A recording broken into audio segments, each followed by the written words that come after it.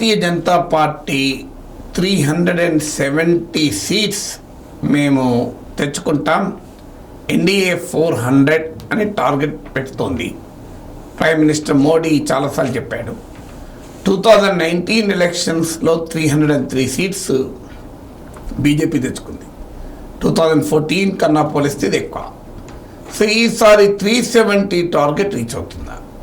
370 అనే ఫిగర్ ఇవ్వటానికి కారణం ఆర్టికల్ 370 సెంటిమెంట్ ఉపయోగించుకుందామని. కానీ ఈసారి ఆ సాధించిన 300 సీట్స్ అయినా తిరిగి వస్తాయా బీజేపీకి అనేది question. Will it retain 300? Will BJP retain 300? BJP 300 సీట్లను నిలుపుకుంటుందా అనేది ఒక పెద్ద ఛాలెంజ్. ఈ ఛాలెంజ్ని అర్థం చేసుకోవటానికి యాక్సిస్ మై ఇండియా వారు ఇటీవల యాక్సిస్ మై ఇండియా హెడ్ అయినటువంటి ప్రదీప్ గుప్తా ఒక ఆసక్తికరమైన అనాలిసిస్ ఇచ్చాడు. ఇది మీకు moneycontrol.comలోను చాలా వాటిలలో కూడా దొరుకుతుంది, మీడియాలో కూడా. సో ఈ యాక్సిస్ మై ఇండియా స్టడీ ఏంటంటే ఇండియాస్ పొలిటికల్ జాగ్రఫీ 2019 ఎలక్షన్స్ దృష్టిలో పెట్టుకొని అప్పటి ఎలక్టోరల్ జాగ్రఫీని స్టడీ చేసి ఇప్పుడున్న రాజకీయ పరిస్థితితో పోల్చి బీజేపీకి 370 వస్తాయా, అసలు 300 నిలుపుకుంటుందా అనే ప్రశ్నకు ఆన్సర్ ఇచ్చే ప్రయత్నం చేశాడు. మొదటి సెట్ ఆఫ్ స్టేట్స్ 13 రాష్ట్రాలు.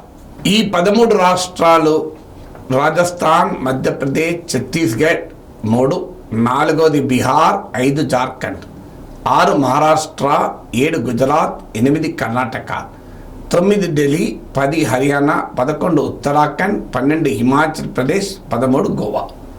సో ఈ 13 రాష్ట్రాలలో 93% సక్సెస్ రేటు బీజేపీకి, ఎన్డీఏకి ఉంది. దీన్ని ఏ మేరకైనా ఇంప్రూవ్ చేసుకునే అవకాశం ఉంటుందా? Extremely difficult. ఎందుకంటే 257 సీట్ 257 సీట్స్లో 238 సీట్స్ ఆల్రెడీ గెలుచుకున్నారు. ఇంకా గెలుచుకోవడానికి ఏముంది, 19 సీట్సే మిగిలిపోయాయి.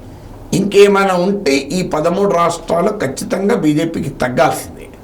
సో ఇక్కడ కొత్త సమస్యలు ఎదురవుతున్నాయి. ఇప్పుడు గుజరాత్లో రాజ్పూట్స్ తిరగబడుతున్నారు. నేను దానిపైన ప్రత్యేకంగా వేరే వీడియోలో మాట్లాడాను. రాజ్పూట్లు బీజేపీ పైన ఎందుకు కోపానికి ఉన్నారని. ఈ రాజ్పూట్ల ప్రభావము రాజస్థాన్, రాజస్థాన్, హర్యానా, గుజరాత్, మధ్యప్రదేశ్ ఈ రాష్ట్రాలన్నింటిలో కూడా ఉంటుంది. అలాగే అగ్నివీర్ స్కీమ్ పైన తీవ్రమైన వ్యతిరేకత ఉంది. మీకు హర్యానా లాంటి స్టేట్లనైతే ఆర్మీ ఇది మేజర్ సోర్స్ ఆఫ్ ఎంప్లాయ్మెంట్. మీకు ఉత్తరాఖండ్, హర్యానా ఇలాంటి స్టేట్స్లో. సో అక్కడ అగ్నివీర్ స్కీమ్ పైన చాలా తీవ్రమైన వ్యతిరేకత ఇక్కడ వ్యక్తమవుతుంది. జననాయక జనతా పార్టీతో బీజేపీకి ఉన్న అలియన్స్ ఇక్కడ బ్రేక్ అయింది. సో ఇలా లోకల్ ఇష్యూస్ చాలా ఉన్నాయి. రవీందర్ భాటి అని బార్మార్ స్థానంలో కేంద్ర మంత్రి పైన పోటీ చేస్తున్నాడు. ఆయన బీజేపీ ఏబీవీపీలో పనిచేసిన అతను. బీజేపీలో టికెట్ రాకపోతే ఇండిపెండెంట్గా ఎమ్మెల్యే గెలిచాడు. ఇప్పుడు ఆయన ఇండిపెండెంట్గానే ఎంపీగా పోటీ చేసి గెలిస్తే రవీందర్ భాటి గెలవచ్చని. సో ఆయన పోటీ వల్ల కాంగ్రెస్ అయినా గెలవాలి కానీ బీజేపీ మాత్రం గెలిచే అవకాశం లేదని. సో వీరు బాయ్కాట్ బీజేపీ అని ఈ రాజ్పూట్ సంఘాలు అంతటా ప్రచారం కూడా చేస్తున్నాయి, సోషల్ మీడియాలో కూడా హల్చల్ చేస్తున్నాయి. సో ఇలాంటి అనేక క్వశ్చన్స్ కూడా ఉన్నాయి. అందువల్ల ఈ సీటు ఈ సీటు నిలబెట్టుకోవడమే బీజేపీకి చాలా చాలా కష్టంగా మారిపోతాయి. ఇక నెక్స్ట్ సెట్ ఆఫ్ సీట్స్ మీకు ఉత్తరప్రదేశ్, వెస్ట్ బెంగాల్, ఒడిస్సా, అస్సాం, కర్ణాటక ఈ రాష్ట్రాలు, Assam, Telangana, UP, west Bengal, Orissa, Assam, Telangana north eastern states ఈ రాష్ట్రాల్లో కలిపి సుమారు 185 సీట్స్ ఉన్నాయి, 180 సీట్లు. ఇందులో బీజేపీ 109 సీట్లను గెలుచుకుంది. So nearly 60% strike rate, success rate. To be precise అంటే 58.9. సో ఇక్కడ నియర్లీ 60%. అంటే అదే సమయంలో ఇక్కడ 76 సీట్లలో ప్రతిపక్షాలకు కూడా, ఇండియా కూటమి కానీ ఇతర పక్షాలకు కూడా గెలిచాయి. సో అందువల్ల నాన్ బీజేపీ పార్టీస్ ఇక్కడ 76 సీట్స్ గెలుచుకున్నాయి, 40% సక్సెస్ రేట్. అంటే ఇక్కడ నాన్ బీజేపీ పార్టీస్ కూడా చాలా బలమైన పాత్ర పోషిస్తున్నాయి. ఇక్కడ సీట్లు పెంచుకోవడం అనేది చాలా ఛాలెంజింగ్గా ఉంటుంది. ప్రశాంత్ కిషోర్ లాంటి వాళ్ళు వెస్ట్ బెంగాల్లోను, తెలంగాణలోను, ఒరిస్సాలోను అంతటా పెరుగుతాయని చెప్తున్నారు. కానీ ఇది ఛాలెంజ్. ఇప్పుడు యూపీలో 80 సీట్లలో 62 సీట్లు బీజేపీ ఆల్రెడీ గెలుచుకునింది. బెంగాల్లో 42 సీట్లలో 18 సీట్లు గెలుచుకునింది.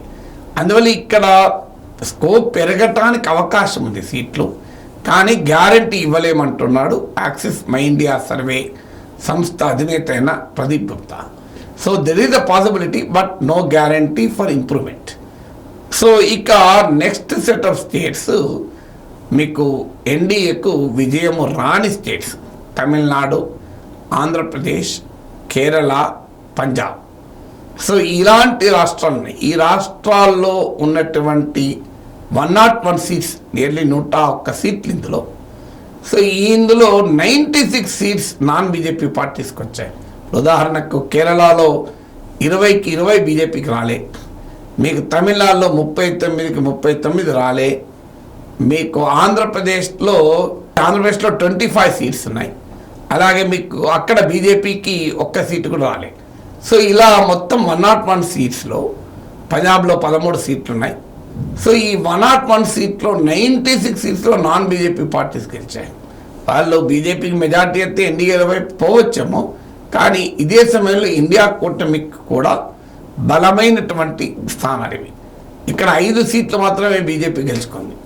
సో ఇక్కడ ఇంప్రూవ్మెంట్కు అవకాశం ఉంది, కానీ still it is extremely difficult. ఇప్పుడు తమిళనాడులో ఓట్లు పెరగచ్చు, కేరళలో ఓట్లు పెరగచ్చు, కానీ సీట్లు వస్తాయా అనేది క్వశ్చన్ మార్క్ వచ్చిన చాలా మార్జినల్ విక్టరీ. అందువల్ల ఓవరాల్గా ఈ విశ్లేషణ చూస్తే యాక్సిస్ మై ఇండియా సర్వే ఆధారంగా మనకు కనబడుతున్నది ఏంటంటే బీజేపీ 370 సీట్ల వచ్చే వాతావరణం అయితే లేదు. అన్లెస్ 2019లో వచ్చినట్టు పుల్వామా, బాలాకోట్ లాంటి ఏదైనా బలమైన ఎమోషనల్ ఇష్యూస్ ముందుకు వస్తే తప్ప ఇవాళ ఉన్న వాతావరణంలో, ఎందుకంటే ఉద్యోగాలు, ధరలు, వీటిపైన మోడీ ప్రభుత్వం పైన వ్యతిరేకత కూడా తీవ్రంగా ఉంది. ఇటీవల లోక్నీతి CSDS సర్వే కూడా ఇదే చెప్పింది. అందువల్ల 300 సీట్స్ రిటైన్ చేసుకోవడమే బీజేపీకి సవాల్గా మారవచ్చు అనేది ఈ విశ్లేషణ సారాంశం.